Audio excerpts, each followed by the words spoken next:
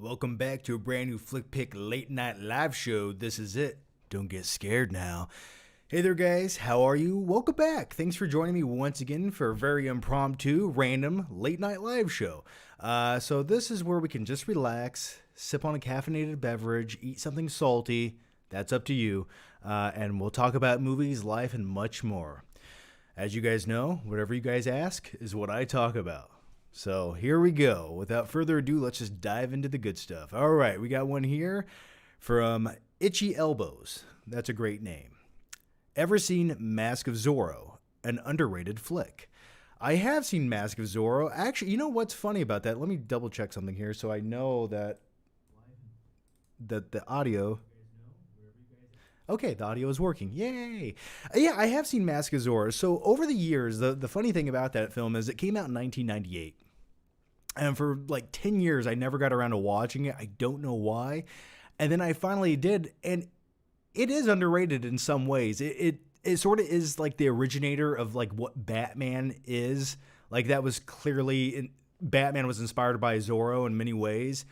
But I like the little aspects about the Zorro movie with Antonio Banderas and Catherine Zeta-Jones and Anthony Hopkins trying to look like a Spanish dude as best as he could. But I really did enjoy it. It's very well made. Some of the fight sequences, I like the opening scene of it. I like how it catches up with like an older Zorro played by Anthony Hopkins. I like he was the original Zorro before the mantle was passed on. So yeah, in many ways I do enjoy it, and not a lot of people talk about it. And I know a while back they wanted to make another Zorro movie, and then Tarantino wanted to make a team-up movie with Django and Zorro where they team up to conquer the Wild West or wherever they were going to go. But apparently the reason that movie got scrapped was the budget was going to be like the most expensive movie ever made just because of the time period and the epicness of it and what he wanted to do, which is really unfortunate. You know, I think of things like that and I think, you know what? Why doesn't Netflix why doesn't Netflix come in there and save the day and just say, you know what, Tarantino, here's $500 million, make your movie, because we were just going to take this movie and make 5 original Netflix movies, which all suck. So here, you make a good movie with this budget, and we'll capitalize on it later. So that was a long-winded answer to your question, but yes, I have seen The Mask of Zorro. I didn't watch the sequel. I know they made a sequel. I didn't get around watching that. I probably never will, to be honest with you. James Dozier says, hey, John, did you know A Christmas Story is coming to 4K? I didn't know that.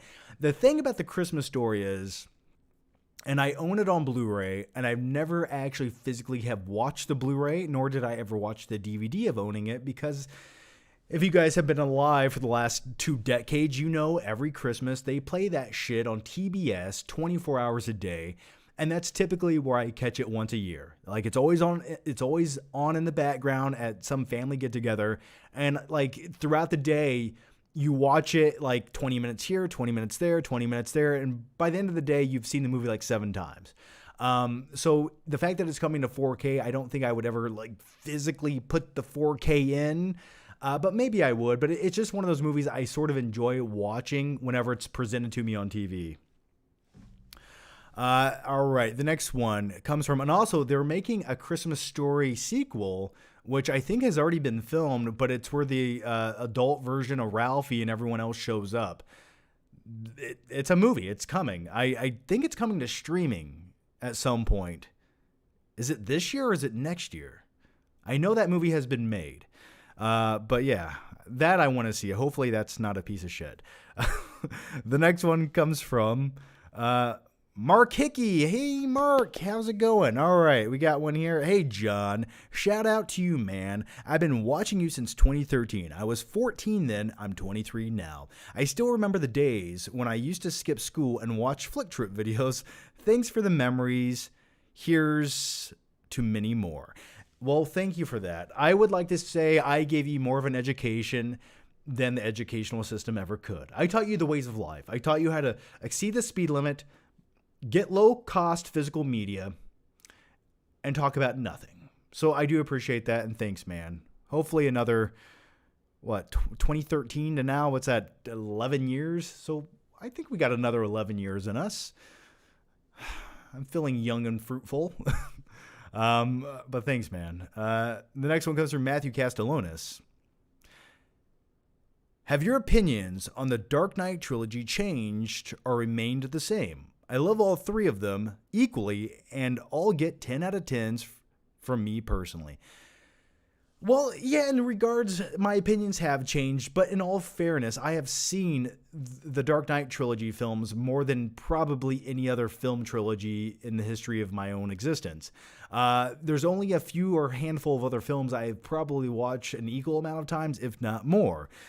So when you watch something 875 times over the course of many years, you're bound to get tired of some parts of it. There's some parts where you still enjoy, and there's other things where you think, oh man, that didn't age as well as maybe it could have. But overall, I would say my only issues I have more of every time I watch it and don't love it as much as I did at once was probably The Dark Knight Rises. I still enjoy it. I think there's a lot of great things about it, but it just, when you compare it to the other two, it feels like it was the most sloppily made, the one that was sort of like quickly produced and put out there. It just felt, you know what it was? It feels like it had the least amount of love put into it. You know, there's some great things that go down in that. There's some great sequences. There's some great camera work. There's some great IMAX scenes. But overall, as far as the story goes, it feels like the messiest of the trilogy in many ways. And also, it sort of pains me because I've looked into this over the years, and the entire sequence of where Batman is in the Batwing with a nuclear reactor bomb that actually is supposed to detonate at some countdown, but they actually don't have a countdown on it when it should actually detonate. That was kind of a plot hole. Like, oh yeah, it could blow up in 6 months. We don't know exactly when, but somehow there's a timer on it when it will happen. Anyway, when he's flying away and you think, okay, they did it. Batman truly sacrificed himself for Gotham City. That hit me in the feels. I'm not going to lie to you. Like, as a grown man in the theater, I was starting to cry. Not obnoxiously. I tucked it down inside because I am a man. I eat red meat, damn it. I tucked that deep down inside and said, no, I'm just sweating out of my eyeballs. Don't look at me. But then the next sequence, you see him like drinking a cocktail and Alfred's sitting there and no one notices him. And, you know, the theory was that was like a dream sequence by Alfred, just imagining the best case scenario. And then many actors and producers and people involved in the movie said, no, he's actually still alive. To me, I hated that. Batman should have died. That should have been the end of it. The ultimate sacrifice should have been made. So yeah, once again, I think that was a long-winded answer to your question, but I hope that was fulfilling for you, and thank you. The next one comes from Lou. Did you finally watch Blue Velvet? Get on that. Man, I have not. I will watch it. The thing is, there's just not enough time to watch shit coming out, man. I'll be honest with you. I miss the days of like one big movie a week. That was it. Keep in mind, over the course of the last week, right? We've had Barbarian come out, which, by the way, I did a review for Barbarian. Hey, I did a new movie review in a timely fashion. Good job, John. So go watch that. It's over on the Flickpick channel. Go check it out. Please give the video a like, leave a comment, because the YouTube algorithm hates the Flickpick channel. So go check out that video. But also, we had the new Pinocchio movie, which I do want to watch for all the wrong reasons. We had the new season of Cobra Kai. We had a new episode of, like, Ring of Power, or whatever the shit that's called, House of the Dragon. I had to go out of town for a wedding this weekend. There's not enough time to watch everything I want to. It makes me sad. I'm like, what happened? I'm so jealous of people. Like, I see other people on YouTube, and they're just putting out like 9 videos a day, watching every single movie that comes out. I'm like, how do you have the time to watch all this shit? At some point, does your mind just go numb? Like, how can you truly enjoy watching all of this stuff for the sake of reviewing it? I never understood that. To me, it's like, when you watch movies, and I know I digress, but for me, it's like, I have to be in the right mindset to watch a new show or a new TV or a new movie, or else I'm going to like resent the movie, and I don't want to do that. I want to give it a fair shake. So once again, I'm just rambling on. Let's go to the next question. Cody Gill says, why did you eat... Okay. Cody Gill says, John, do you know how to fucking read? And I do not. What did... Okay, actually, you typed this very oddly. Why did you eat a day when you bulked how much protein? Okay, what did I eat a day? And by the way, guys, if you guys don't want to have to condense your super chat questions, because I know it limits you on how many characters you can put in there. If you could, if you want to, you don't have to. Use the Streamlabs link down below in the description. It's the first link. Click that shit. You can type a longer question. And plus, YouTube doesn't get their dirty money grubbing hands all over it, because they take like 30% of your super chat fee just because it's Google, and I guess they need more money. But either way, when I was bulking up years ago and I'd eat like 4 or 5 meals a day, usually I would eat like, I would grill like a whole bunch of chicken tenderloins, right? And I'd make the rice that you could just make in the microwave, and then I'd put some veggies in there, and I'd put a little barbecue sauce on the chicken or whatever, and I'd have I'd meal prep a whole bunch of food for like the week, right? So I'd have that same meal at least 3 times a day. And then in the morning, I would eat a whole bunch of oatmeal, egg whites, like chocolate milk, have a protein shake. And typically I just did that every day. And then if I was still hungry at the end of the day, I would just get like a large pizza from Pizza Hut, like a thin crust pizza, like a Meat Lovers, and just eat that. Because the thing is, I'm sort of naturally a skinny dude. So I don't know if it's my metabolism or it's because I was working out every day for 2 hours, but yeah, for me to gain weight, it was sort of hard, to be honest with you. So that's typically what I would do. And don't get me wrong, I would still eat a whole bunch of junk in between that, but that was pretty much my go-to diet. James Doshier says, thoughts on Reservoir Dogs, Tarantino's first movie. I like it. A lot of people love it and say it's their favorite film of his. I like it. I can appreciate it. And I think it's like a great first movie from a director. Like, you said everything you could say and you did everything you could with the budget you had presented to you. But for me, it's never been one of my favorite Tarantino films. And I know, I think Tarantino has said this over the years, that he would love to remake Reservoir Dogs. But I think he would remake it in not just a flat out remake. I think he would almost add to it in a way to continue it on, but it would be like a remake. I think that would be really interesting. But I've always enjoyed it. Mr. Pink, I love the opening scene in the diner where they're talking about tipping. Just like conversations, dialogue between characters in movies. I love things like that. The next one comes from Carter Lovejoy. Thoughts on Criterion's new partnership with Disney to release some of their films on 4K/Blu-ray. Their first film is going to be WALL-E. WALL-E. I hope we get Lynch's The Straight Story someday. Yeah, so I think that's really cool. I like that Criterion is partnering up with bigger studios to bring like other movies to 4K that never would have happened. And keep in mind, when it comes to Criterion, a lot of movies that they were giving you on Criterion were simply the movies that they could afford the rights to. Like, if they could afford the rights to The Shawshank Redemption, they would have put that on Criterion years ago. It's just very expensive to do things like that. So the fact that they're working with Disney, which is probably a very expensive studio to work with, I think that's great. Another thing is, I almost wonder if it's because Disney is sort of dwindling down on their physical media to where they don't feel like this is a lot of competition anymore.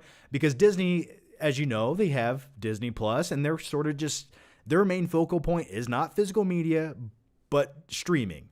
So they're probably saying, you know what, we're kind of stepping out of the physical media game. We can give the reins to someone else and they can do something with it. So I think that's one of the other reasons that this is happening.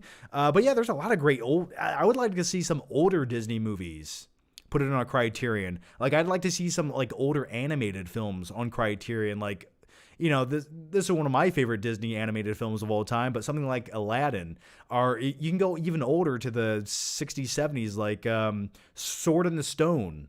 I think that would be a really cool, like, animated Criterion movie. So, yeah, I think that's great. I can't wait to see what else happens down the road with that. Holy shit. Okay. I thought I was caught up on the super chats already and all the questions, and then I just scrolled up and saw like 27 more. So, thank you guys for that. Thank you. I do appreciate it. Shut Up Cat Productions. Here we go. What's your family think about you moving a lot? They know why. I mean, there's always a reason. It's not like I just do it for the sake of doing it. Usually, I always have somebody help me, and this move, no one could help me. But yeah, it's just like my routine. Once a year, John will probably move. I did just get a house, so hopefully this one is like at least a 5 to 10 year house before I move again. It should be. I feel like everything worked out better this time. So yeah, I think, I moved around a lot for the last decade. And, I was in my late 20s, early 30s, and that was the time to do it because you're sort of discovering yourself. You're a young man in his prime, and you got to move around or else you die. That is my motto. And, you meet new people, you go new places, and you kind of figure out what works best for you. And I think this situation is what works best for me. Plus, I feel like I'm getting old, right? I feel like sometimes I feel like an old man inside, like a bitter old man. I feel like Clint Eastwood in Gran Torino sometimes. Like sometimes I see like little kids walk across my lawn and I just want to go out there and sit on my porch and say, get off my lawn. And then, but yeah, so did I answer your question? Yes. They support it. Whatever I do. Sure. What do you guys think about me moving all the time? The next one comes from BabyJupiter. What's your favorite and least favorite thing about LA? Oh, man. Ooh, shit. What do I say about LA? Every time I was there, I felt like I had a pretty good experience. I was always there for something YouTube related. It was always work related, right? So the many of times I've went, it was to make Screen Junkie shows, or it was to be on movie fights, or it was to be to interview like an actor or go to something. And the thing is, really, the majority of people in LA, how do I say this? Not everyone. There's some really cool people I've met, but everyone just, they feel artificial. Like they live in their own universe, and it just feels like you're talking to like an AI computer robot program who doesn't know how to be real. There's something lacking in a majority of people in Los Angeles. It doesn't feel like it has a soul. It feels so disconnected. Now, as far as like driving around and looking at the city, during the daytime, I hate traffic. Everything was busy. I remember I went to a Planet Fitness and I went to Gold's Gym, which is like the classic mecca of gyms, which was kind of cool. But like everything is just so busy and nothing is convenient and traffic sucks.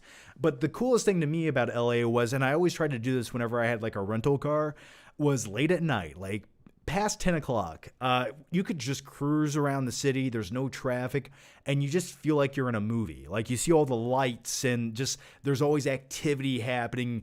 And I like that aspect of the city, So if you want to work in entertainment, it's sort of the place to be. But anymore, the most popular things when it comes to like entertainment, you no longer need a studio backed by $1 million company. You have a studio in your room, make fucking TikTok videos or YouTube videos, and be a one-man show and get more views than that corporate conglomeration in LA making like YouTube videos. So I think now we live in like a great time where you have like the flexibility to be in Indiana and make content, or you can be in Los Angeles or whatever.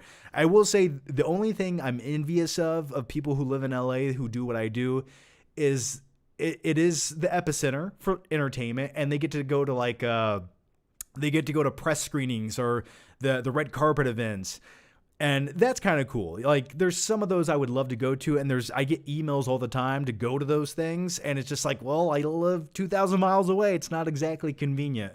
So there's been a lot of opportunities I've had to pass on over the years just because I simply did not live in Los Angeles. But I would just sum it up with this. It's an okay place to go to like once or twice a year. Outside of that, I would never, ever want to live there.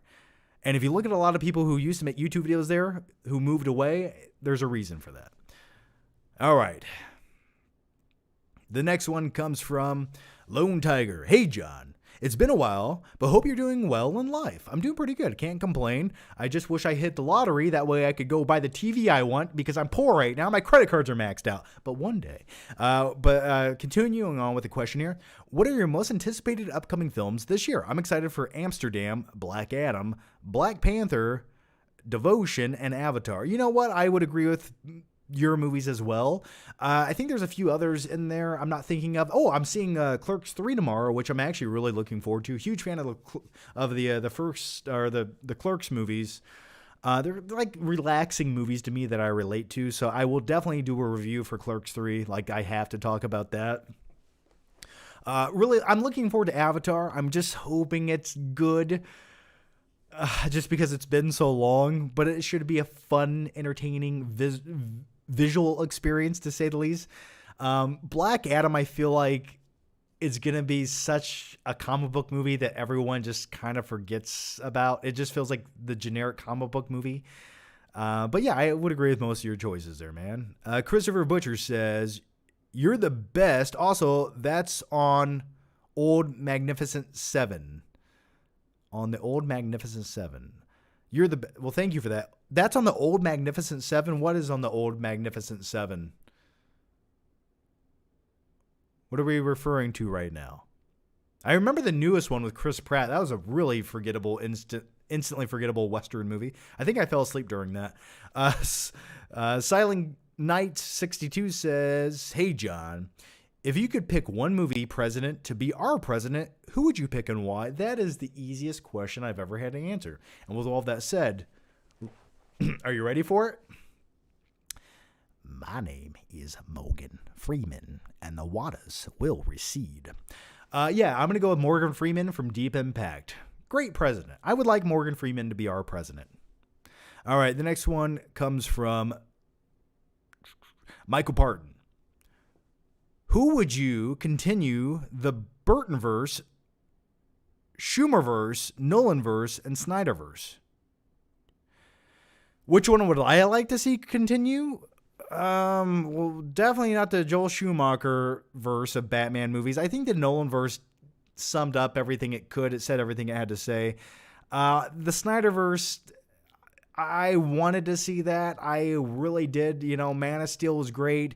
And going into Batman v Superman, if you go back and watch my YouTube videos from 2015 and 2016, you know I was hyping that shit up. And it didn't quite go the route you wanted it to, right? So I think I'm good on that one. So I don't know. I maybe a third Burton Batman movie would be interesting, right? So I don't know. I just, you know what I want to see? I just want to see another Pattinson Batman movie. I need a sequel to that. I think there's a lot of potential there. So I would like to go with another Patton Batman movie. The next one, Robert Pattinson. Did I say Patton? I meant Robert Pattinson. Okay. Claudia Rogajon says, random, but have you ever read Batman the Killing Joke? If you do get to the ending, it's surprising to me how many people don't get the ending.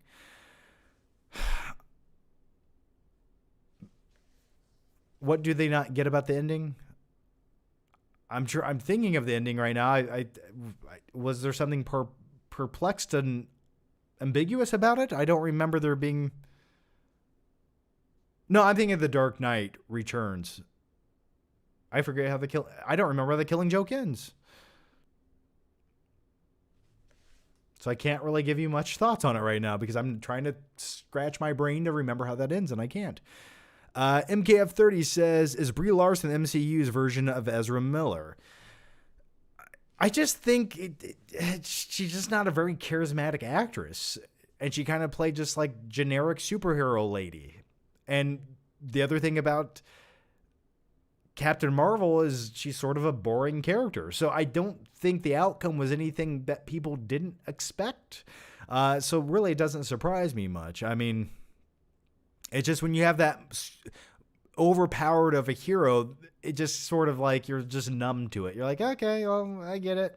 You know, at least Superman has 60, 70 years of history to it, you know, and I think Superman's a better character than Captain Marvel by far. But yeah, she's sort of just a blah actress to me. Guy from King's Highway says, John Campia's show, now it's just ads. Take my money and you don't have to pretend to enjoy drinking athletic greens and using BetterHelp. In all fairness, I get it. You got to pay the bills. And the thing is, those ads are typically like for podcasts. So I think that's why they're doing like going to video versions of podcasts. I will just say, will you not ever see an ad during my live shows? You might. I've done a few over the course. I don't think I would probably ever do more than one per 1 to 2 hour live show. I think one's fair. To do multiple, I don't know. You know, I feel like a little weird if I am taking super chats and also doing ads every 7 minutes. I don't think I could do that. But hey, I respect the hustle. You know, good for them. They got a big studio. They got lights and internet, and they got the electric bill to pay for. So, you know, I guess just watch the shows on replay and skip over the ads if you really want to. But I did an ad for Athletic Greens. Go watch the Batman review. I did an ad for Athletic Greens. I like that shit. It's pretty good. No complaints from me. So I do have Athletic Greens, and I have tried it many times. All right, the next one comes from, once again, Itchy Elbows. Haven't enjoyed a Nolan movie since 2008. If he tried to have a bit more fun in his movies and get out of his own way, Tenant would have been better. Yeah, the thing with Nolan, man, and I was for many years a Nolan fanboy. I think he's a great director, but I have not loved the last handful of movies the guy has made. And I've tried. I think there's a lot of great ideas and concepts, and like even things, something like Interstellar, like there's things I want to love and there's things I do love, but there's a lot of things I don't. I think Tenet was giving Nolan, like that to me was the clear-cut example of when you give a director too much room to do whatever the hell he wants to, he gets a little too self-indulgent. He loses his way. And I think the thing is, like, Nolan, I don't know what it is. He just loves to confuse his audiences or feel slightly smarter than his audience, or I don't know what it is. Like, there's something missing. There's a connection missing. There's a lack of humanity in some of his movies now. It feels like I'm not watching real people, but I feel like I'm watching one-dimensional characters at times in some of the newer Nolan movies. Tenet to me was just like a series of cutscenes from some Call of Duty game or something. That's what it felt like to me. I didn't feel I was invested whatsoever. It felt like he had all these great ideas of shit he wanted to put in his movie, and he just didn't know how to quite connect it together. And plus, I'll be honest with you, I'm tired of the fucking concept of everything dealing with time in his movies. Okay, we get it, time. All right, cool. Can you do something else, please? So I think there's a reason that movie didn't do very well. Beyond the pandemic, I think there was something wrong there. There was a disconnect. But hey, maybe Oppenheimer will be his return to form. I'm looking forward to Oppenheimer. Please be good. The next one comes from Justin Martin. Hey, John, story time. Who's the worst manager you have ever worked for? Oh, God. I worked at Pizza Hut. We had this manager named Nikki, and she was just, you look at her, right? You know how some people just have a look, like a bitch look to them, like their face, they just have a bitch face, right? That's what she had. And I remember at the end of the night, we would pre-make like multiple pizzas for like quick carry-out pizzas, and there'd be this heating rack that had 10 pizzas on it, right? They were fresh, good pizzas. And what most people would do, most normal managers would be like, well, we're not selling these, so you guys can take them home. No. Nikki was a fucking bitch, right? So she would, if she was having a bad day, she would take all the pizzas, like 20 pizzas, hold them in her hand, march out to she'd wobble out to the dumpster like this and throw them in there, because she probably wasn't being satisfied in her home life for some odd reason, something. And I just remember, like, I was just like, that is like, you couldn't write a bitchier bitch in a movie if you tried. Like, that's how I always looked at her. Like, she was written to be a character who was super unlikable. So that would be the worst manager I ever had. Just a stupid, I hated her. I hated her.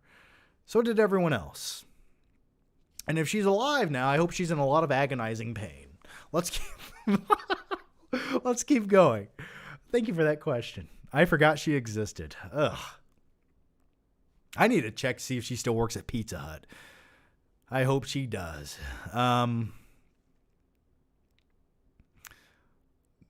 Next question. Z White says, have you seen mid-90s? Also, make collection video. I have seen mid-90s. It was way more depressing than I thought it would be. I was like, Jesus, this is way more dramatic than I was expecting it to be. Plus, it was kind of weird because you had like that 9-year-old kid dating some teenage chick. I was like, that's kind of odd. But I did like some of it. I think they did a really good job of like the haircuts and like Super Nintendo and referencing some of the 90s. I liked those things about it, but it was sort of like a depressing movie to watch. And also, as far as the collection video goes, well, you might just be getting one of those very soon. Maybe this week, maybe next week, but you will be getting a complete Blu-ray movie collection video at some point this month. Because I'm going to pack up all of those movies and move them to my new house. So if I'm going to pack them all up and they're going to be in a pile anyway, I might as well talk about that shit along the way. So that video is coming. Trust me. The next one comes from Lone Tiger. Have you ever paid or offered to do a positive movie review? I feel like many YouTubers have been negative with new movies and shows lately. Also, I agree with too much content being released. I don't have time as an adult with priorities. I agree. I hate priorities and I hate obligations, and I wish I could just lay in the fetal position all day and watch movies until the sun came up. That would be great. That would be glorious. Unfortunately, it's just like, even YouTube things, like I have a few ads and sponsorships that are fun thing. Like I liked the sponsors I'm promoting, but like just making the ads to me and editing them is just like draining on my soul sometimes. As far as being paid to give a positive review, I can only think of one example. And it wasn't exactly written like that. It wasn't exactly said, hey, give this a positive movie review, but here's the deal. And I want you guys to know, I do have a backbone and I do have integrity, and I'll tell you, this is proof. Many years ago, I was offered $5,000 to make a flick trip video going to see Gods of Egypt. And I said, I was like, listen, I want to make a flick trip video. I'll go see the movie because I want to see it. And they're like, but it has to be a positive experience. And I'm like, what if the movie blows? And they're like, well, it has to be a positive experience. And I'm like, yeah, but if the movie's so terrible, after the movie's over, I can't say it's good. Do you understand that, right? Like, I'm like, I could make the video going to see the movie. Like, I can do that, but I have to like be honest. So they're like, well, so we couldn't come to an agreement. So I had to say no. Like I just had to say no. So that was the day I realized I hadn't had integrity. So yeah. But with that said, I will just be very vague with this. I have seen some reviews from a few other people on YouTube where they do a sponsorship related to the movie they're talking about within the video, and the movie always gets a positive review. Call me crazy. I don't know. It seems a little bit odd to me, but let's keep going here. Aneurysm Fun. Have you seen Tim Blake Nelson's Old Henry? Incredible film, I thought. Also, are you looking forward to The Last of Us HBO series next year? Yeah, the funny thing is, I was just looking up the Last of Us series to see what's going on with that. And I guess it comes out in 2023 at some point. But yeah, I'm really looking forward to that. I never really played the games. I know a lot about them, but give me a post-apocalyptic series and I will take that shit. I just hope it's good. Old Henry. I don't know if I've seen that. That sounds really familiar. Can I look it up here and see what you're talking about? Old Henry is a film from 2021, American Western, written and directed by... I have not seen Old Henry, no. Haven't seen it, man. But by the way, thanks to all 330 of you watching right now. Thank you for joining me for this late night live show. It seems, you know what it is? I think people like late night live shows. Something about that, they always do better. What is that? Why do you think that is? Late night live show. Why do you think those do better? For me, it's the kind of live show I'd rather watch. Something about it feels a little more seedy and atmospheric. Late night, anything can happen. The possibilities are endless. All right, the next one comes from Michael Campbell. Hey, Johnny, do you like The Rock? I cannot stand him. I just made a video on him. He has the world fooled. His movies are just self-inflating Viagra. Lately, yeah. I mean, his movies sort of... Like, I'm trying to think of something good The Rock has made in the last 10 years. What is a good movie The Rock has made in the last 10 years? If you guys can tell me a great film that The Rock has been in, starred in the last decade, type it into the comments down below. Like, don't get me wrong. Like, in movies like Pain and Gain, he fit the part. The movie wasn't that good. There's things I liked about it. But it wasn't a very good movie. I'm trying to think something outside of that he's been in that has been great. Like, some people might say the Jumanji films, but those are just like one-watch movies. Those are sort of like lowbrow Hollywood comedy movies. I mean, really, the last great film for me that The Rock was in was like The Rundown, which was in 2003, so almost 20 years ago. Fast Five. Yeah, in all fairness, that is a good pick. The first Fast Five movie, he was good in that. I think he elevated the movie. I think his character was great. He looked like he was jacked to the gills. His vascularity was on point. His biceps looked like they were popping through the screen. Yes, I do agree with Fast Five. That was probably like the last great film he was in. Or like at least the last great action movie he was in. Other Guys was what, 2000, what was that, 2000, maybe 11, 2010, 9, somewhere in there? Rampage was decent. Yeah, the thing about Rampage, though, was... It was like an instantly forgettable movie. It was just like, here's this movie and you won't remember it next week. I remember doing a review for it. I didn't hate it, but it just felt like sort of like a substandard movie. It just felt like the movie of the week. Painting Great is great if you enjoy Michael Bay. Yeah, I don't hate Michael Bay. Actually, I didn't used to hate Michael Bay. I thought like he would make like Michael Bay movies for me. You knew what you were getting, but then once he started making the Transformers sequels, he lost it. He just lost the things that made things great about Michael Bay. And talk about another director who loves to get a little too self-indulgent. But yeah, Pain and Gain was like okay, but the Michael Bay humor in that movie took me out of it. All right, the next question comes from David. Hey, John. What are your thoughts on The Walking Dead? I think season 1 is quite good and season 2 on the farm is very good. Season 3 was decent, but few episodes into season 4, I lost interest. How about you? Yeah, I got to season 5 of The Walking Dead. You know what it is? I think I got to the season with the guy with dreadlocks and a fucking tiger or whatever that was, and I was like, I'm done. I'm done here.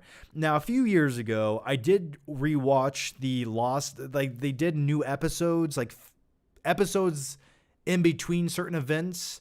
And I did watch that season on AMC because it was sort of during the pandemic. There wasn't a lot to watch. And I did watch some of those. And like, I like Negan and things. And like, there was a few interesting episodes, but it just feels like they're dragging this shit out. And real quick, before we go to the next question, I saw this setting here, and we did get a new season of Cobra Kai a few days ago. I'm only on episode 2 right now, and so far, I'm not as into this season as I have been with the previous seasons of Cobra Kai. But anyway, they released season 4 of Cobra Kai on DVD, nevertheless. And I have a big theory of why they release this shit on DVD, especially from Netflix, who's a streaming service, and they prefer to be a streaming service and not release physical media because they'd rather have you pay a subscription fee every month rather than buy physical copies. But I think the reason they put this on DVD, like the lowest format they can, they're like, okay, we got to put out the seasons, but we won't put it on Blu-ray, right? Because people will buy Blu-ray like high quality stuff, right? But if they already have Blu-ray, they probably already have Netflix. I feel like they put out the DVDs because DVDs are usually typically preferred by older people who don't have internet access or streaming services and just want to watch the content however they can. And this is the people who still buy DVDs probably still use red boxes, right? And that's cool. Hey, I'm all for it. But I think that's why they do it. They're okay, there's probably a demographic of older people or people who don't have internet, and we're going to let them have the physical copy, but in the lowest resolution possible, not to compete with our streaming service and HD quality stuff. So anyway, I liked season 4. I liked the second half of it more.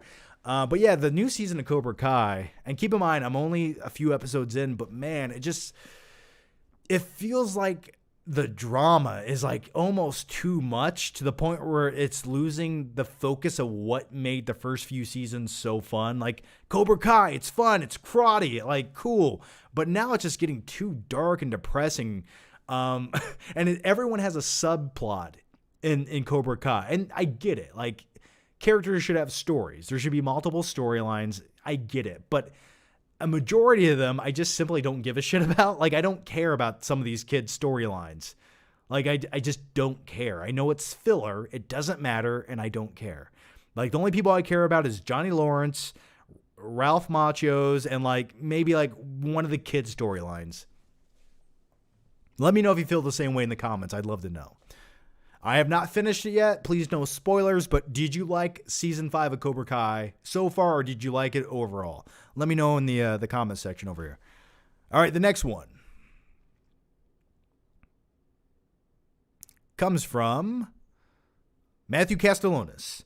Most forgettable movies you've seen: Solo, The Amazing Spider-Man 1, Captain Marvel, Alien, Covenant, to me are some of the most forgettable movies I've seen. Those are all prime examples of very forgettable movies. Solo definitely was. I remember trying not to fall asleep in Solo. I remember some years you just have a slew of really forgettable movies, right? I remember seeing, what was it?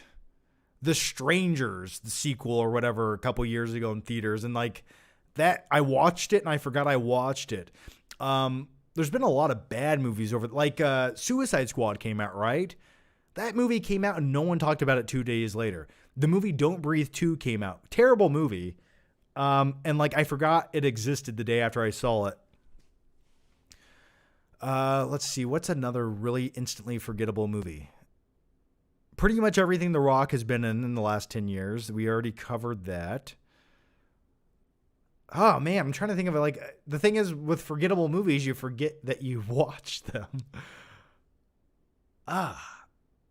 You know what? I'll tell you one movie I remember watching and thinking, that was really underwhelming, was Mission Impossible Rogue Nation.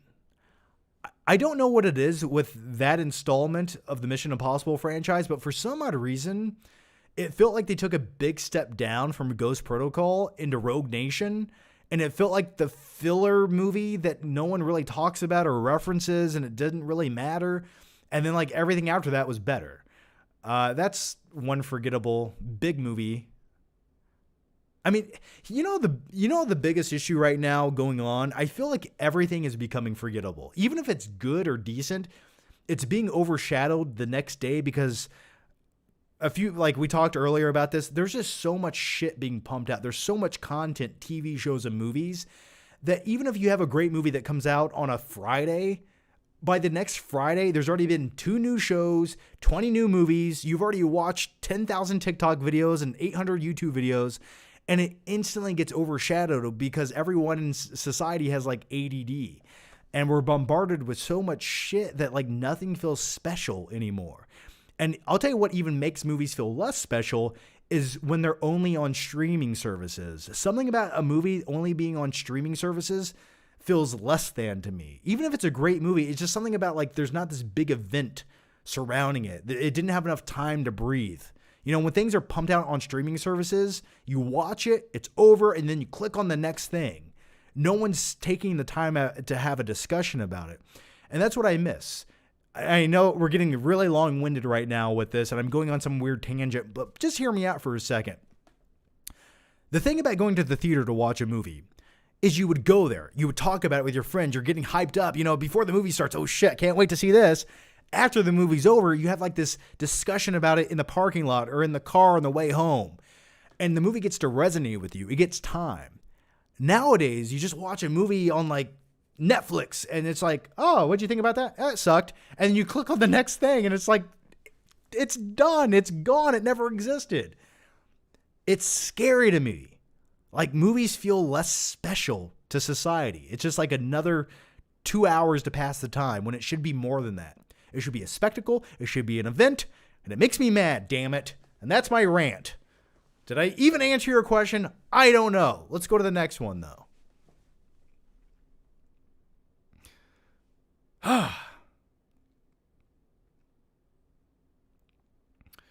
I'm with you, John. Cinema is dying, and it's all Disney and rock slop. Yeah, you know, there's some good cinematic films that still exist. I'll tell you one I'm looking forward to. One movie I'm anticipating. It's called The Whale with Brendan Fraser. I'm looking forward to that coming out in December. Disney's Pinocchio live action sucks. Yeah, I assume it does suck. I think it does. It probably will. I don't mind that. I want to see it. If you guys want to see a review for the new Pinocchio movie, let me know. I got to watch the movie first. If I really have something to say about it, I'll at least make a video somehow, some way. Maybe I'll do a quick reaction on my couch after I watch it. That'd probably be the best route to go because, like, who gives a shit, right? So maybe I'll do something like that. Yeah, Squid Game, right? Great series. Was like the talk of the town for 2 weeks. No one talks about it. No one. And that is sad to me. All right, the next one comes from Carter Lovejoy. Would you ever review Stuckman's film Shelby Oaks? Yeah, I don't know. I mean, for the sake of doing something that will get a lot of views, I think it would be a move. But also, if I did it, I would do it in a very not subjective, a very,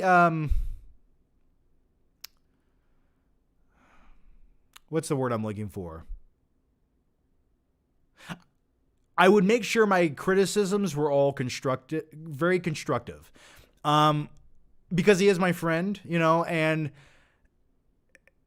it's pretty hard to make a movie. It's not easy. Like, just setting up one shot in the woods with a camera and the lighting and having a crew, that takes so much shit to go. Like, I get it.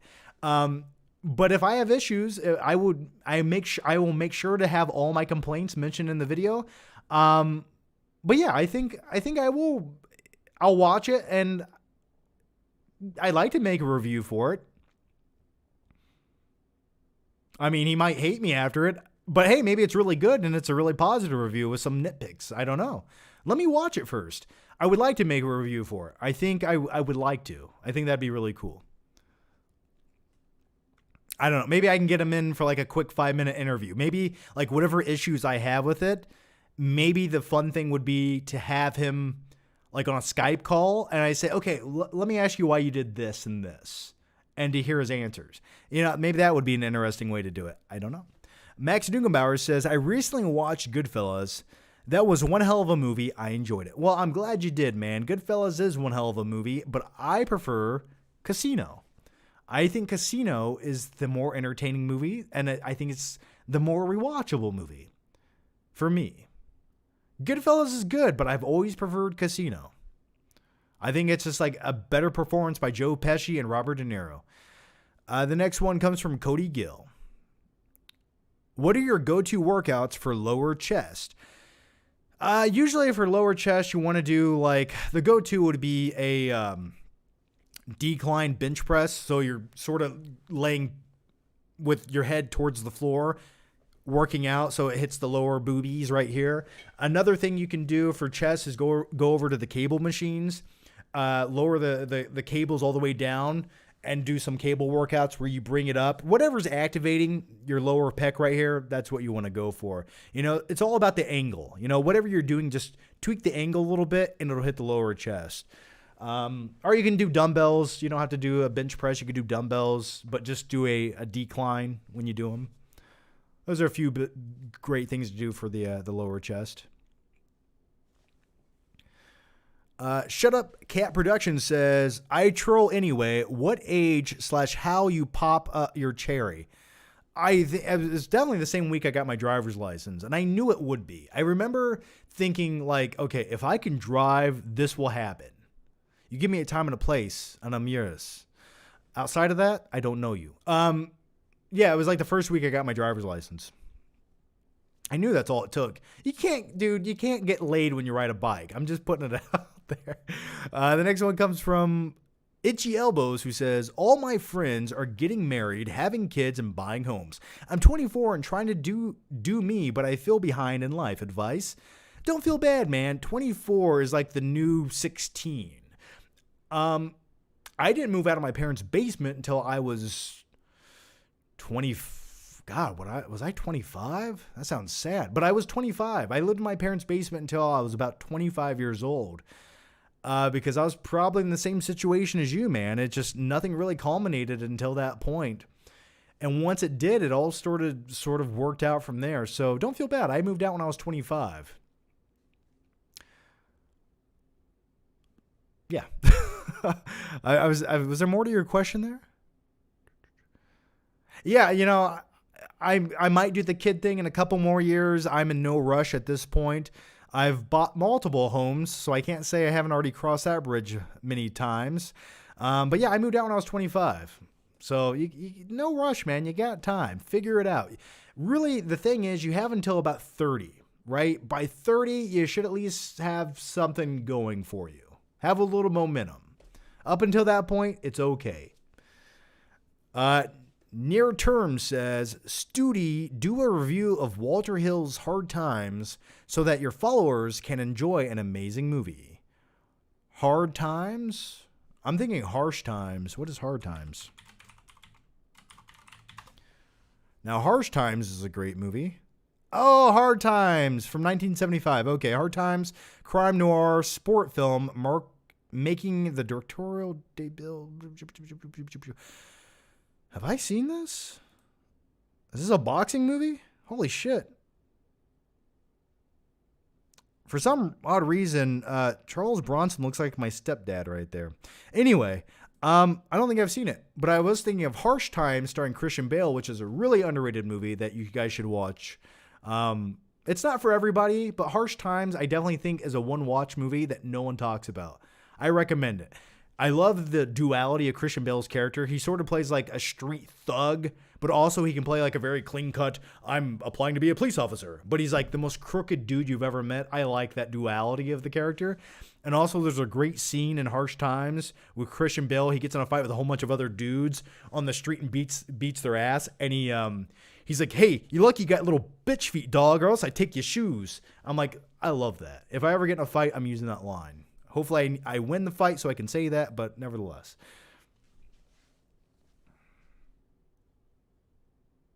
The next one comes from, by the way, I'm 27 minutes behind. It's probably because I keep going on tangents for 25 minutes, but let's go a little quicker here. Itchy Elbow says, hate how Ezra Miller is getting a second chance. He's getting a second chance because they pumped too much fucking money into the Flash movie, and they know they can't just dump him right now. If that movie had not cost so much, if it was a different movie and they didn't have 13 things connecting to it in that same universe, Ezra Miller would be long gone. It's only because they've invested too much time and too much money. And unless Ezra Miller literally murders someone, they're going to continue with him. And he probably will next week. Who knows? Claudia Rogajon says, the ending of The Killing Joke, Batman kills the Joker, and to this day, people still can't figure that out. It's literally in the title. He tells the Killing Joke, and Batman breaks his neck. What did people miss? Oh, no, he's fine. Like, what did they think he did? Gave him a neck adjustment? I don't know. Now I recall that. I always thought the Joker was dead, yeah. But maybe people just couldn't swallow the fact that the iconic character of the Joker was dead. I don't know. But Claudio, thank you so much for the question, man. Michael Parton says, don't hate me, John, but as a kid, Joel Schumacher's Batman movies were entertaining AF. They also had great soundtracks, and the Batnips are kind of hot. Oh, I'm not going to lie with you. The Batnips are sexy. As a grown man, they still do something for me. But with all that said, they're not very good movies. And if anything, they've aged worse. You can make the argument Batman Forever was like a product of 1995, and that's fine. Batman and Robin, it's just like the joke of like making fun of it to me is almost like getting exhausting because it's just a piece of trash. The fact that it was made is like Batman and Robin encapsulates everything wrong with Hollywood not knowing what the fuck they're doing. That to me is like the most prime example of it doesn't really take talent to make it in Hollywood. It just takes knowing the right people. You know, that to me is like the prime example. But great soundtracks. Yeah. Batman Forever. Didn't they have a Seal, the soundtrack from Seal or Boys to Men or something like that? Clawborn Davis says, hey, John, I just want to say I agreed with your tweet on theaters a few days ago. My local AMC is always dirty, empty, and out of popcorn butter. It's sad to see, but streaming is taking over theaters. Yeah, it is. And I will say this. I did put out a tweet. And by the way, I put out a tweet about AMC, like the theater, my local AMC. By the way, we used to have two locations. The other location closed. I didn't even know it closed until I drove past it, and it looked dilapidated. The other location is going to shit very quickly, and I just don't see it going much further, more than like 2 more years if it goes the route it's going, because it's just falling apart. Like the bathrooms are all broken, and you go into the bathroom that is open, 3 of the urinals are broken, like shit's peeling off the walls. But anyway, when I put out the tweet about AMC, I tagged AMC, and I've come to the conclusion or the realization on Twitter, no matter what you say, you will trigger people. I didn't think by saying there's a broken toilet that should get fixed at my local movie theater, I would trigger people, but there's a whole bunch of dudes who like try to pump up the AMC stock and like present a false narrative of like, AMC's great, it's not going anywhere, pump up the stock. That way they can actually capitalize it and pump the stock up and then dump it after they get all their gains out of the stock. That's what they're doing. But like a group of like cult-like dudes came after me for that. And they were just like saying the most crazy stuff. Anyway, I thought that was crazy. I was like, wow, how did I do this? I don't know. But anyway, back to the point. Movie theaters are killing themselves. They're not doing anything to help themselves whatsoever. Like they're just falling apart. I will say the last 3 or 5, I would say out of the last 5 times I've been to the theater, it was a bad experience. The last 3 out of 5 times was a bad experience. People, sometimes I can't blame the theater for having shitheads in the theater. That happens. It would be nice if they actually regulated that or had someone come in every once in a while and try to take care of it. But really the technical aspects anymore. Like not only is like the concession stands backed up, the theaters look dirty. They're always out of shit. The soda's flat. Just the multitude of things. It's like at one point in life, I could justify paying $7 for a bag of popcorn when it was hot and tasted good, but now it tastes like old styrofoam, but you still charge me $7 for it. That to me is like, why don't you fix that issue? The second issue I have is the technical aspects of the movie theater. Whenever you go into a theater, it should be a great presentation. It should be a clear visual experience. The audio should be booming and sound clear and great and immersive. Anymore, I walk in, the shit's out of focus. One of the speakers are blown. I went to see Jurassic World Dominion. Terrible movie, terrible experience. But I'll tell you what made that experience even worse was there was something wrong with the bulb in the projector. Whenever a very bright scene would come on, it would have like this weird flickering effect. And I'm like, change your bulb. How do you not look at that and say, oh, that's bad, let's change it? Theaters are not putting any money into what they're doing right now. And from like a business standpoint, I understand it. They're either just trying to get by because they're not making enough money and there's not enough big blockbusters coming out on a weekly basis, because we did have like 3 months of like nothing good coming out. And now we're kind of getting into the movie season once again. But like the last 3 months sort of sucked for movies. But with all that said, what do they expect people, like even theater goers and movie enthusiasts like myself? You can only like slap me in my hand so many times before I eventually say, hey, stop doing that. Get the fuck out of here. I can only be let down so many times, right? You can only take so much. You can only overpay for an experience that doesn't give you anything back so many times, like the theater experience is. So unless they start putting money into the theaters, then they're all going to look like dollar theaters. And in which case, if they look like a dollar theater and the experience is of a dollar theater experience, then start charging a fucking dollar for the experience. So that's my quick take on movie theaters. It feels like malls. It feels like what malls have become. They're just slowly dying, and it's sad.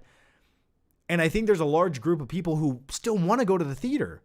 But if the theater experience is not any better than your living room, why would you go? It should be better than what you have at home. And it's much worse. Okay, the next one comes from Saul. By the way, I'm 33 minutes behind on your super chats. I assure you I'm getting to all of them. And by the way, guys, I will just say this now. If you guys do have a question or super chat, or if you guys are YouTube members, feel free to chime in right now. Get all of your questions in, because at the end of this, I probably will wrap up the live show. But don't worry, it'll probably be a minute. I'm just saying if you have a question, get it in now. But we have plenty more, and I'll be here for a minute. So no worries. If you still have a big bowl of popcorn, enjoy that shit. No rush. All right, the next one comes from... It's coming from someone. Here we go. Saul says, do you think the Blonde movie could get an R rating on an appeal before its Netflix release? I don't know anything about the Blonde movie. I don't know. Is that like an X-rated movie I don't know about? Why do I not know what you're talking about? I don't know. Is that like an X-rated movie that had some kind of crazy sequence in it that got an X rating? I don't know. Lou says, you're underrated, dude. Some film YouTubers can get really pretentious and just nitpick things that aren't really big deals. You have good recommendations. Well, I try to be the everyday man with common sense. I try not to be pretentious, ever. If anything, I'm probably too self-deprecating. But nevertheless, thank you for that. I do appreciate it, man. Jalen Martin says, hey, John, have you seen HBO's Euphoria? I've seen some of the episodes. I get the appeal. I just didn't really get into it. I did give a few episodes a chance. For me, it's just like exhausting at some point. Like, geez, it's like I just don't know if I can like binge that show or go beyond like multiple seasons and episodes. I guess what it is, I don't really care about anyone in the show, so I don't really care what happens to them. Maybe that was my issue. The next one comes from MKF30. Cobra Kai Season 5. So good, it's not woke either. Oh, that's good to know. It's not super woke. Cool. Okay, I'll have to get more into it to see what exactly you're talking about, but okay. I'll trust you. Someone says, I'm rewatching Thor. Yikes. Yeah, you know, the thing is, I can't bring myself to rewatch Thor 4. That was a bad movie. I should have been harsher on it in my review.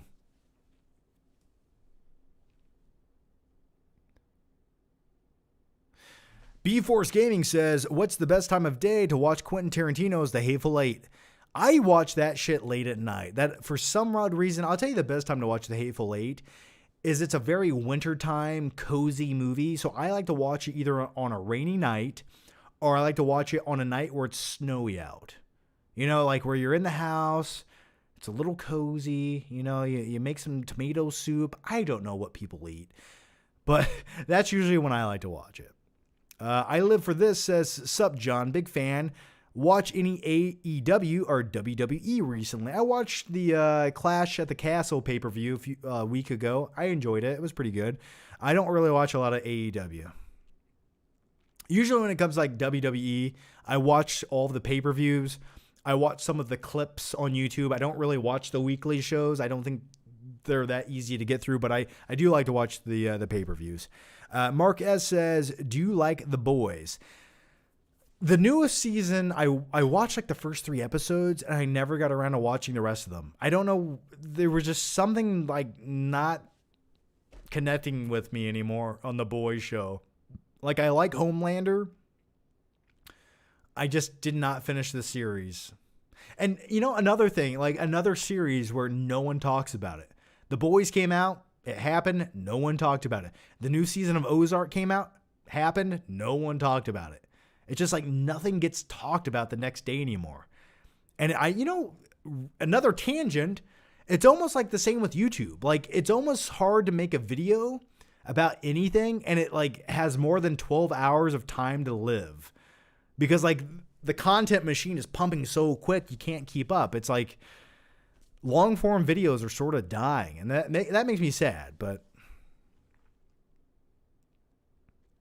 Itchy Elbow says, thoughts on the movie Glass, such a letdown. Yeah, there was a lot of great ideas and concepts with Glass. I liked the first act of it. I would even say I liked the second act of Glass. It was really the third act where the movie fell apart. Like Bruce Willis dies in a mud puddle. It was like kind of underwhelming. Like your expectations got subverted in the worst way possible. And then they try to throw in some random like subplot thing. I was like, what? What are you doing? M. Night, why are you sabotaging your own movie? Like it was so good leading up to this. I still like it for the most part. Like it, maybe at this point it's almost a guilty pleasure I enjoy, but definitely that third act sort of sucked. Your local neighborhood Martian says, John, that Pizza Hut manager is my wife. I apologize. You better get her in check, man. And I'm sorry for that. You must live in misery. Someone's married to her. Guy from Kings Highway says, you need a channel vlogging random bits of life. This sort of was my channel, vlogging random bits of life. And then what I did, rather than vlog random bits of life, I was like, you know what? My life really sometimes isn't that interesting. There's things I want to make videos about, like really... I should focus on like making those short little vlogs like Instagram Reels or TikToks or something because it's only like 1 or 2 minute little things I would share. I don't think they necessitate having a YouTube video, but that's why I do the live shows, man. This is where I just unleash everything happening. I do vlogs occasionally. I do like the flick trip still or the first reactions after a movie, but I don't know. Maybe I should get back into vlogging. I don't know. It's something about vlogging I felt like sometimes when you do vlogs for the sake of making like a 10-minute YouTube video, you start doing shit you normally wouldn't do. Like I go to Walmart, but would I do everything I'm doing in Walmart that day normally, or am I doing it for the sake of a vlog? That's the difference, you know? So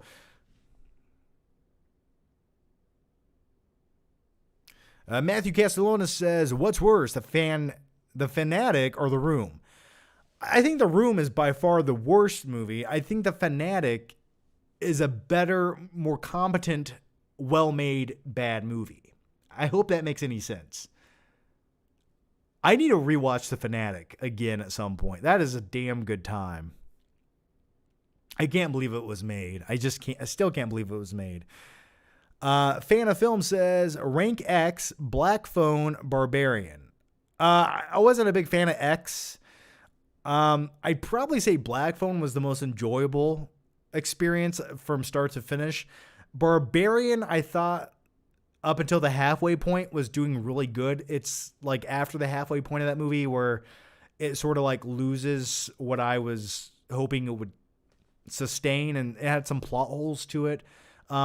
It was really well made. I will say Barbarian, I liked the way it was made. I liked that it took some chances, but I think Black Phone was probably overall the better of all three movies. X, I liked the look of X. I liked the way it looked. It just, the story to me, like, I was like, okay, old people banging. Okay, cool. Like, that's what we're doing here. I was hoping for a little bit more than just that.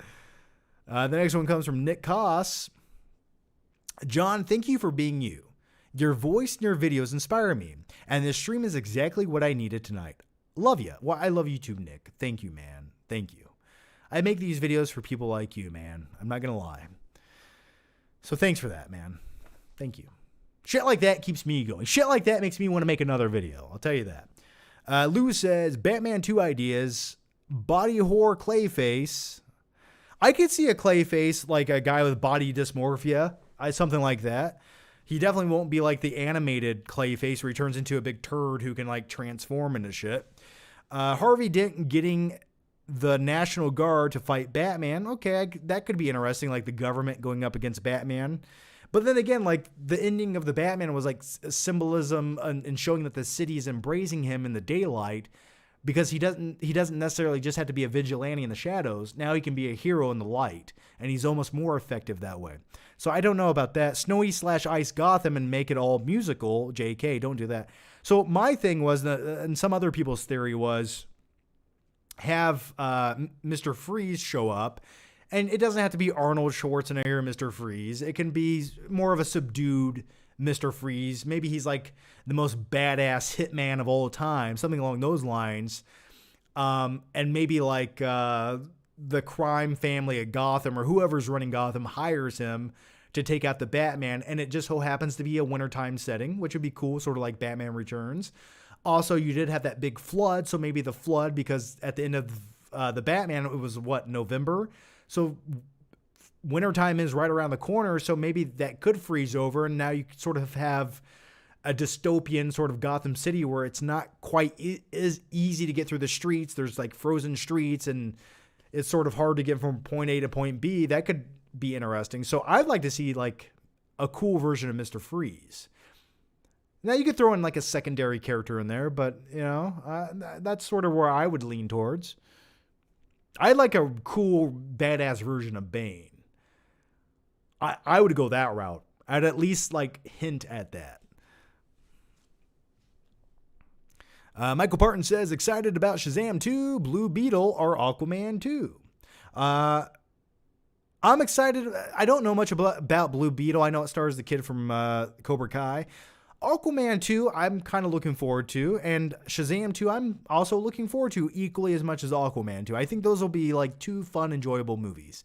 And the first Aquaman movie, that was definitely one of those movies where the first time I watched it, I was like, eh. And then I watched it again, and I was like, okay, I get what it was going for. I get what it was, sort of like a live action sort of anime movie in a way. That was a little bit hokey and B-rate. Like it was, the fact, once I embraced that, I enjoyed it more.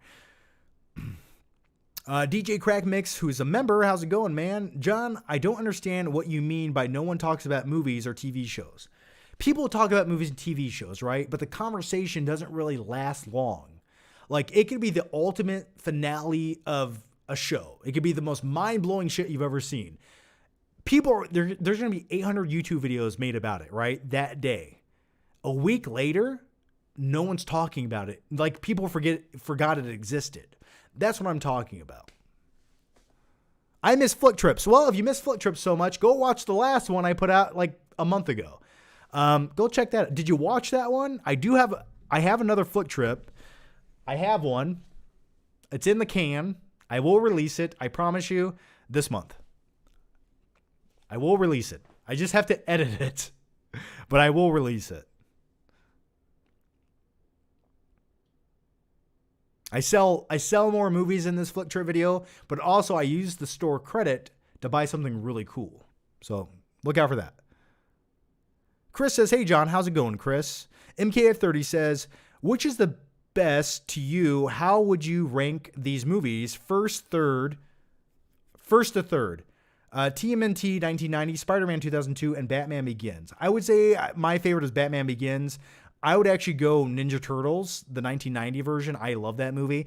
And Spider-Man 2002 would be my third. And I know that's crazy because most people consider Spider-Man 2002 like the best comic book movie ever made or whatever. For me, I like it, but I never loved that Spider-Man movie. Like, I get it.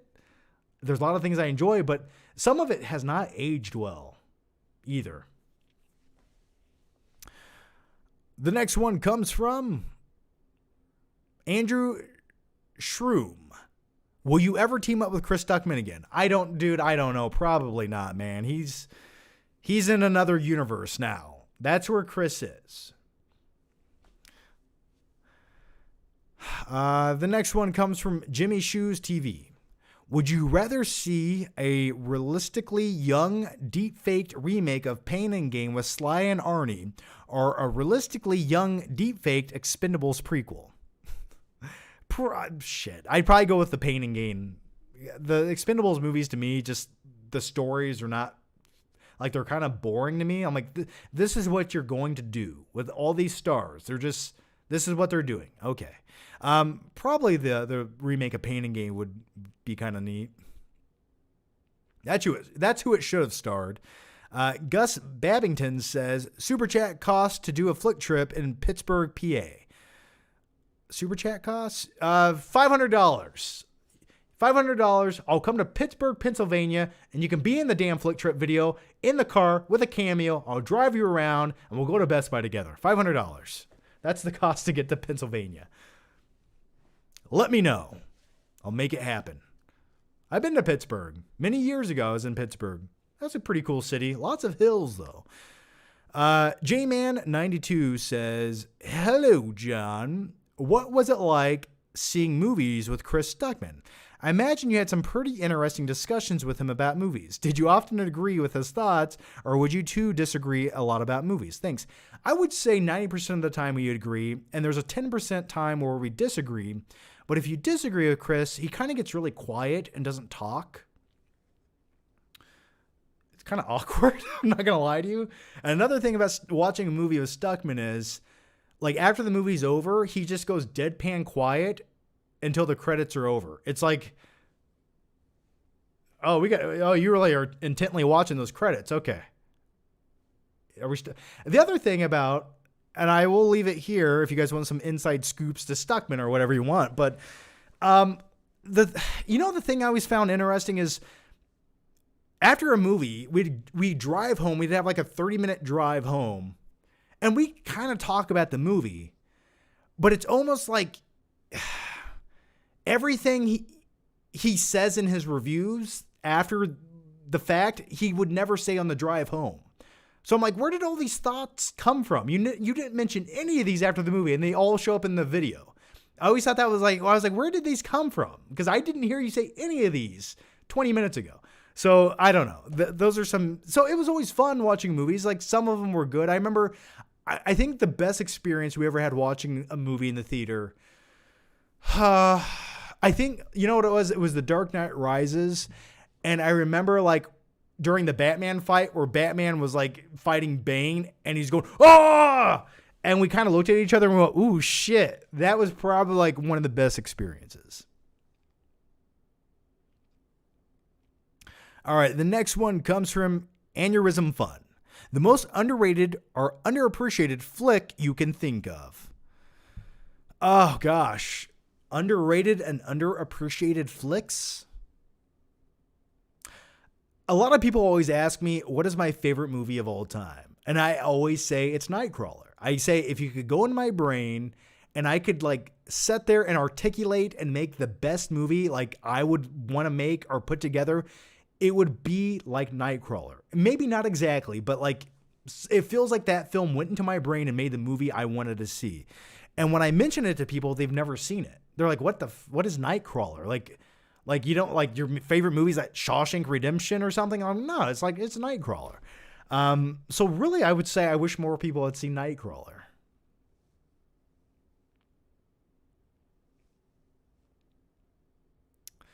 The Punisher 2004 is underrated. The Punisher 2004 is fun. It had a lot of good ideas, and also some of the execution wasn't the best, especially the scene where they're dragging John Travolta behind the car at the end of the movie, and it has some kind of weird like audio dubbing going, oh, when he's being dragged. Go watch it sometime. But I like it. It's almost like a guilty pleasure movie for me.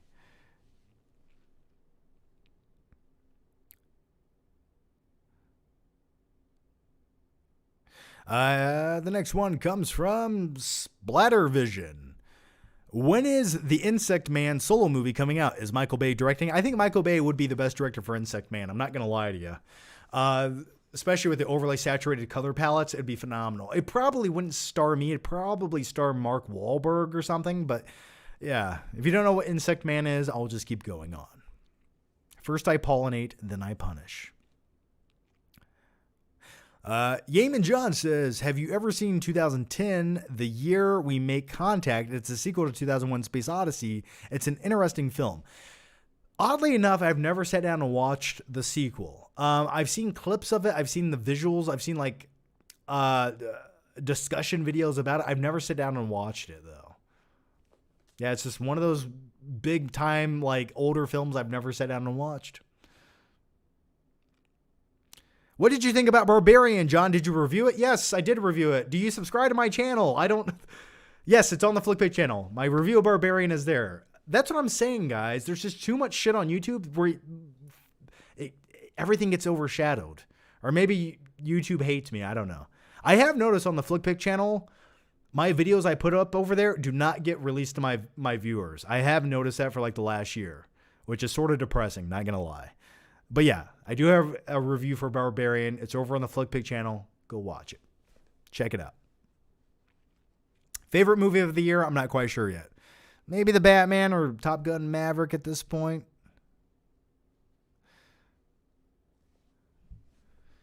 Pierce Production says, hey, Cyber Daddy, what would you do? Sorry. I'm going to repeat that one more time because I like saying it. Hey, Cyber Daddy, what would you do to be able to have a drink with Cliff Booth from Once Upon a Time in Hollywood? It would be a good time. I'd actually rather have a drink with Rick Dalton. Not to lie to you, I'd rather have a drink with Rick Dalton. I'd like to hang out with Rick Dalton for a day. To me, that would be phenomenal. Get this mechanical asshole out of here. When he's out there yelling at those hippies, that's who I'm going to be in 20 years. I just want you guys to know that. Shut Up Cat Production says, have you ever gotten to a fight? Details. Also, F. Ezra. Not since probably high school. I remember like one kid and I had a disagreement about something I didn't even actually do. He thought I was like talking to his girlfriend or something. I don't know. He's probably just jealous and had small man complex. It was just a few punches here and there, and then it ended abruptly. That was really like the last fight I got into. Nothing amazing. Yeaman John says, thoughts on Terminator 2 deleted scenes. The alternate ending is interesting. It's killed all the sequels that followed since T2. Terminator 2 deleted scenes. I remember some of the deleted scenes. I thought some of them didn't need to be in the movie. I remember like an extended dream sequence from Sarah Connor at one point. What else? Was there a different ending to that movie? What was the alternate ending to it? To T2. Was there like another ending with them in the desert or something with a picture or gosh, I don't remember. Did it end more on a negative downer? I don't remember the original ending, like the alternate ending to T2. Wasn't it more of a downer note? And then they did the other version where it gave you more hope, like the future is not set.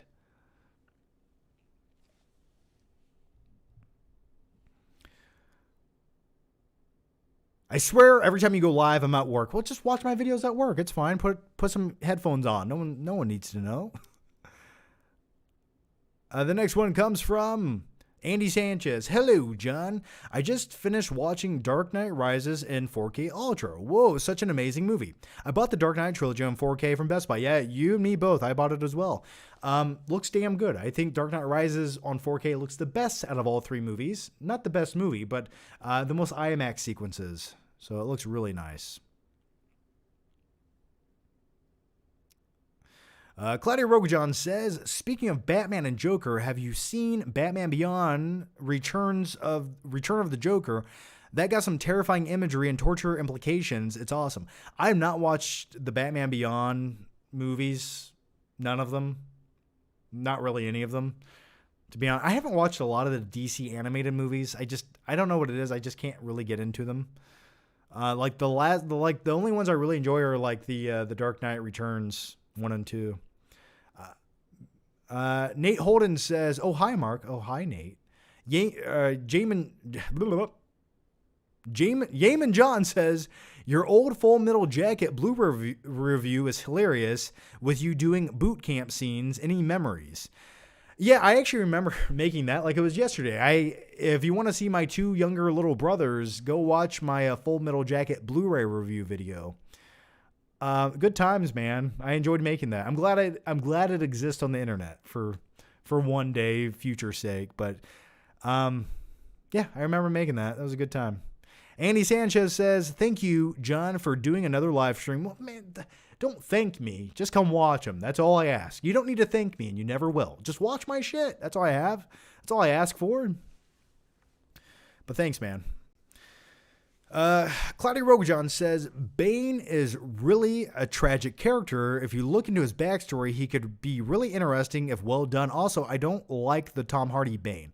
That's fair. The thing about Bane is he's sort of like misunderstood and tragic at the same time. Like he's sort of like he has, in some versions of him, he has good intentions, but he goes about it the worst way possible, right? But that's what I like about him. He's like a flawed character. But yeah, I'm hoping they do another version of Bane. Absolutely. Claudia Rogajon says, random, but Stuckman, when he used to do more movie nights and other podcasts, he always looked mad, like he'd rather be somewhere else. Social anxiety. Yeah, probably that. Yes. Some people, I think, just work better alone in a room. That's the best way I could put it. Raymond Watt says, remember when you said that you can't make a Jurassic movie worse than Fallen Kingdom? They should have had Stannis Baratheon deal with Maisie.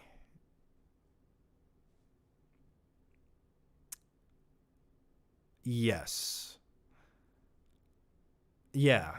I'm sorry. I was just thinking about Jurassic World Dominion there, and I don't even want to talk about it for more than 5 seconds, but yeah. How does that happen? You want to know why I didn't review Jurassic World Dominion? You want to know why I didn't do it? Because Universal Studios would have flagged my video, taken it down for copyright if I included 2 seconds of footage. That's why I don't want to talk about, like, anytime a Universal movie comes out, like, I'm very hesitant on even talking about it. Like, they will copyright my video for an image. It's scary. That's why, like, I almost don't even want to talk about Universal movies anymore. It's disgusting. Yeaman John says, your favorite Ninja Turtle, I like Mickey. He's a party dude. Yeah, I like Michelangelo. I like everyone except for Donatello, right? I mean, you know what? Raphael is my favorite. He's just like a hard-headed badass. I like him the most. Raymond Watt says, name a movie that was ruined for you by one character. For me, I must go with Temple of Doom, while Willie was just awful. Yes, that was a terrible character, really annoying. The shrieking voice did not help. I mean, I could make the same argument for Indiana Jones 4 with Shia LaBeouf. Gosh, I'm trying to think of like another movie where just one character really ruins that movie. I want you guys to chime in on this one. If you guys are in the normal chat, What is a movie that has one character that just ruins that movie? Let me know. I'm trying to think, and I'm trying to think of something recent I've seen that would... I don't know. Let me think on it.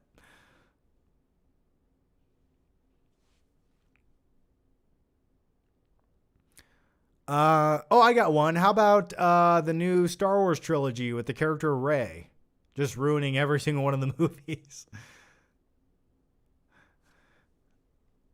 The next one comes from Shut Up Cat Productions. Charmander, Squirtle, or Bulba, you may lose fans.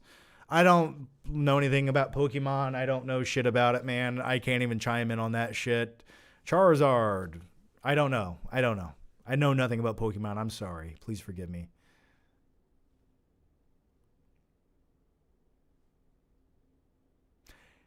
TJ Miller in Underwater. Yes, he was insufferable at times. Michael Pena, yeah, in what, the Ant-Man movies? The twin robots in Transformers 2. Yes, very much so. Rings of Power is kind of tedious so far. Yeah, the thing about Rings of Power is there's so much like fantastical mumbo jumbo that they spit out that you have to pay like really hardcore attention to. And I've only watched the first episode, and I'm not going to lie to you, I don't really have an urge to watch more. I just don't. Jar Jar Binks and the Phantom, I think Jar Jar Binks helps that movie in all the wrong ways, but he added to that movie in a weird way. I'm just saying.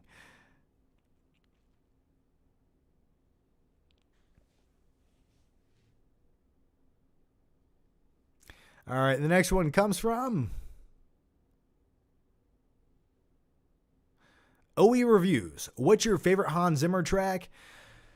Ooh, man, it's hard to say. There's like, I would definitely say like when it comes to Zimmer music, I like a little bit of everything. You know, I can listen to like the Gladiator soundtrack. I can listen to the Interstellar soundtrack, like the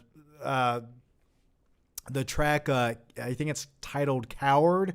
I really enjoy listening to when I'm like driving at nighttime. I can listen to things like Broken Arrow soundtrack, which I really like. So a little mix of everything. Like sometimes I listen to Pirates of the Caribbean stuff. But really, I mean, I hyper focus on like what he did with Batman Begins. I think that was some of his best Batman-esque music, especially in Begins. But I did like the Bane themes in Dark Knight Rises. Oddly enough, my least favorite from the Zimmer scores were in The Dark Knight. Like, I think the music worked for what the movie was doing, but like listening to it just as like music in your car, it just sounds like a lot of random unsettling noises. It worked for like the Joker, like showcasing the Joker, but like just listening to the Joker theme in your car, it's just like it like hurts your ears. GGZ Movie Channel says D23 was a big letdown. No Deadpool 3, no X-Men. Yeah, I assumed it would be a letdown. What did they really tell you about? Thunderbolts or whatever the shit that is? The B-rate Suicide Squad for Marvel? Yeah, they didn't really announce much, did they? Like, they didn't announce the Fantastic Four cast or this or that. Like, and I don't think you're going to hear much about X-Men anytime soon. Like, you probably won't hear much about X-Men for another 2 or 3 years. Shut Up Cat Productions says, Stuckman has gone woke, doesn't give bad reviews. Yeah, man, he just wants to talk about the shit he wants to talk about because he doesn't want to step on someone else's toes because he's trying to get in with Hollywood. And if you upset one person in Hollywood, it's like a cult-like following of people. They all will dismiss you and you will never get your movie made. So I think he's doing whatever it takes to get his foot in the door. I get it. You know, I respect the hustle. But to me, that's what I see that he's doing.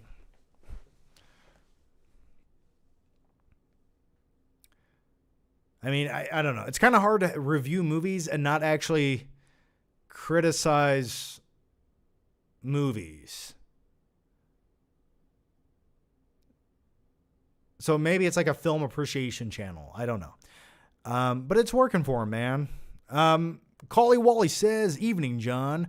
What's a dark movie you would consider to be really good but would never want to see again? For me, it's Nightingale comes to mind. To me, the worst insidious type of movies are ones that can actually exist in reality, or movies based on true stories that just make you feel gross. Like if it's some crazy, fantastical, over-the-top movie, I'm like, oh, that's so fictional. I can live with that. But sometimes, like when it's based in reality, I'm like, ugh, things like that happen. One movie that comes to mind would be a movie called Sleepers, which came out in 1996. It takes place in a boys' home in the 1960s. And it's just really like nasty stuff happens. It's like you can't really watch the movie. Like it's one of those movies where you watch it once and you just don't want to watch it again. And for some odd reason, it's always just like been stuck in my brain since I've seen it. So the movie Sleepers, starring Kevin Bacon. Ooh, Erman Yabber says, John, great seeing you, bro. Well, great seeing you too, or at least knowing you're here watching me. I thank you for that. Hope you're well. What are some of your favorite films from the 70s? I love Taxi Driver. That's always my go-to. I would also say the movie The Warriors, which is a phenomenal movie. You also have The Exorcist, Apocalypse Now, to name a few. Coolest decade of film, in my opinion. The 70s definitely were not afraid to push the limits, and that's what I appreciate about it. And I wish we would go back to something like that, another renaissance of the 1970s where not everyone was offended by everything. And then also you had a group of people who didn't give a shit if you were offended. But then again, Twitter wasn't a thing in the 1970s, so you couldn't really complain. But yeah, the 70s were definitely a good time period. And I would say out of the 70s, Taxi Driver and The Warriors I would say those are my two favorite movies from that decade. Sleepers is so depressing. It is depressing, man. MKF30 says Flash Thompson is the Tom Holland of Spider-Man movies.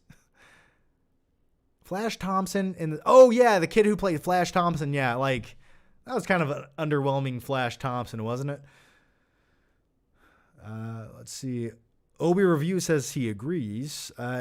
Jalen Martin says, have you ever heard of the 2016 boxing biopic called Hands of the Stone, focusing on Robert Duran's, played by Edgar Ramirez, and Sugar Ray Leonard, played by Usher? I have not watched a boxing movie starring Usher. I can say that. I have not seen that. There was a boxing movie about a Holocaust survivor played by, what is his name? I forget the actor's name. Underrated actor. It wasn't Hell or High Water. Anyway, he plays a Holocaust survivor who's also a boxer. I watched half of it on a plane from Seattle. I didn't finish it, but it was a pretty good first half. Why can't I remember? I can't remember this actor's name. Sorry.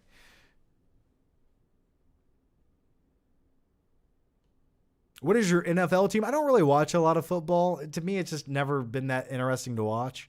It's like, oh, here's a play for 12 seconds, and then it ends, and then there's a huddle, then they get back in line. I'm like, how about we stop having timeouts and you just keep running for like 3 minutes constantly until something happens? Not Ben Foster. Yes, Ben Foster. Yeah. It's a movie on HBO Max. But it takes place in the 1940s, around the time he's a Holocaust survivor who made it through the Holocaust, and he shares his story after the fact. This generation can't handle anything without crying on Twitter and in their faces because they don't like something. Yeah, man, it's just... You can't not offend someone no matter what you do. So now we get things that are made not to offend anyone, and it just feels like regurgitated baby food for easy mass consumption. It's really sad. Obed Orzug is his thoughts on the movie End of Days. Not one of my favorites. Another 1999 movie that kind of focused on like the devil and hell. There was some kind of weird fascination in the late 90s with movies focusing around like hell and the devil. It's like the Keanu Reeves movie. Where he's the lawyer and Al Pacino's like the devil, you know. I watched it once and I was like, this isn't very good. So I was not a big fan of End of Days. I know some people like it. Obed Arzaga says, Lovely Bones is super depressing. I can never watch it again. Yeah, it is. So movies like Lovely Bones are just like nasty to me. Like I can watch them once, but like I never want to go back and feel that feeling again. That's how I know I'm not a true sociopath. MKF30 says, how would you react if you bumped into your ex-girlfriends hanging out together at a mall with your current girlfriend? I'd just wave, say hi, like really awkward like that and keep walking. Andy Sanchez says, Jar Jar Binks, for me, Star Wars Phantom Menace. Yeah, but I like Jar Jar, at least he's... At the time, I don't know. There's some kind of weird little guilty pleasure love with Jar Jar Binks. Like, I'm just like, oh, this is so late 90s. It's okay. The Devil's Advocate, yes. That's what I was referring to. John, when did you hit 100,000 subs on this channel? Freaking awesome. Yeah, like a month ago I hit it. Or over a month ago. I got the YouTube plaque back there. I'll tell you a quick story. I do have I have a video that someone put together that's really good. I mentioned this before. It's a really cool, like 20-minute montage video of this channel over the years. But the guy who edited the video put a whole bunch of copyrighted music into it, and it's going to get flagged. And I know it's going to get copyright strikes, and I cannot afford to have strikes on this channel because if I get copyright strikes, I can't make live shows. So I got to think what to do with that. But some of the music choices he picked were just brilliant. So I I definitely want to share it like in the next month. But yeah, so anyway, yeah, I hit 100,000 like a couple months ago, man. And thanks.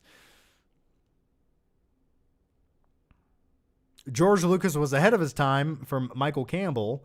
The way the prequels were made is the way all movies are made now. Yeah, I don't think that was a good thing to be ahead of your time though.